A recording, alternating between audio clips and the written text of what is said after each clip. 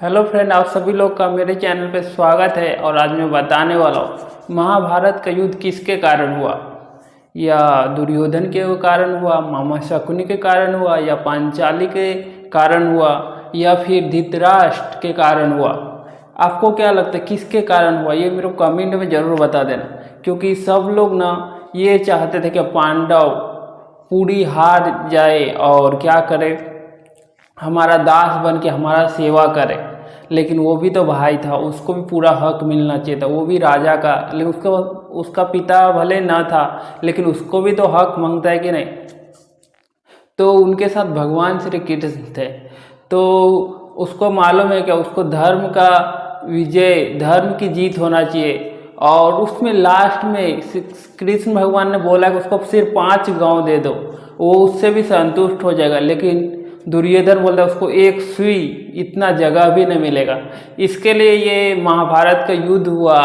और रियली बताता हूँ महाभारत का युद्ध किसके कारण हुआ, तो मैं किसी को भी दोष नहीं मानता, क्योंकि सब लोग अपना अपना व्यवहार कर रहे थे। शकुनी मामा चाहते थे कि कैसे भी ये लोग को, पूरा भाई को, सबको बर्बाद कर दो, उसको उत्साहित कर रहे थे दुर्योधन को। लेकिन रियली बताता हूँ ना, राजा ने भले आँख से अंधे थे, लेकिन वो अपने तन से, मन से, दोनों से अंधे थे। यार उसको सही डिसीजन लेना चाहिए था भाई। क्या साथ में मिल के काम करते तो वो लोग का राज अच्छे से चलाने आता, वो लोग को दे देते हैं, आपको कुछ परसेंटेज दे देगा। नहीं तो ऐसा भी हो सकता था क्या, उसको जितना उसके नसीब में उसको उतना दे दो, क्योंकि सेम मिलना चाहिए। मतलब जितना उसको राज मिलना हो तो इसको भी उतना ही मांगता है। और वो क्या, धृतराष्ट्र ने अपने पुत्र के मुंह में ना, वो उसको भी लगता था कि मुझे ही मिलना चाहिए, मेरा बेटा ही मेरे राज्य को संभाले।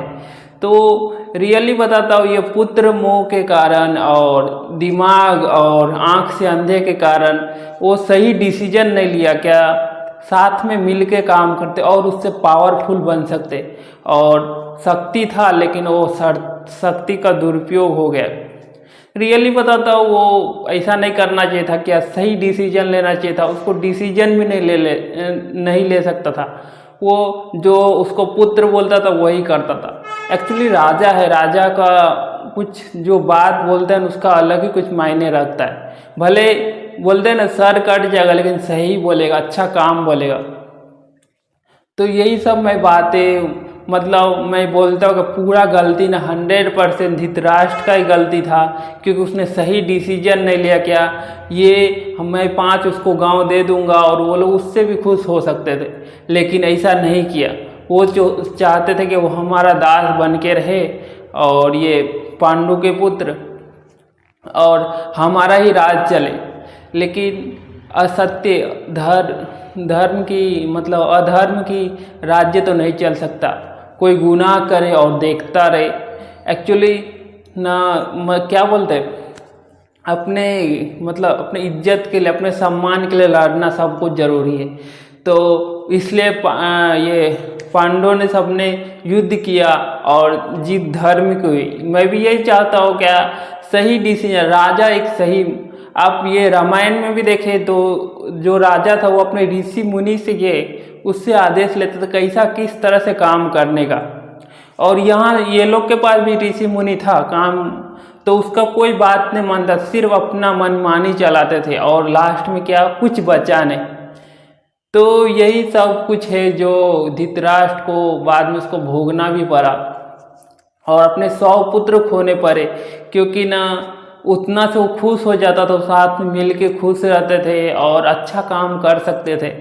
रियली बताता हूँ, ये आदमी को मैं ही ना मार देता है। एक्चुअली मैं ना, ये रियली बताता हूँ, ये संसार प्रभु का, उनका गुणगान गाना चाहिए। तो रियली बताता हूँ, खुद के वर्चस्व के लिए ना आदमी कहाँ कितना गिर जाता है, वो मैं ये इससे सीखा हूँ, ये महाभारत से सीखा हूँ।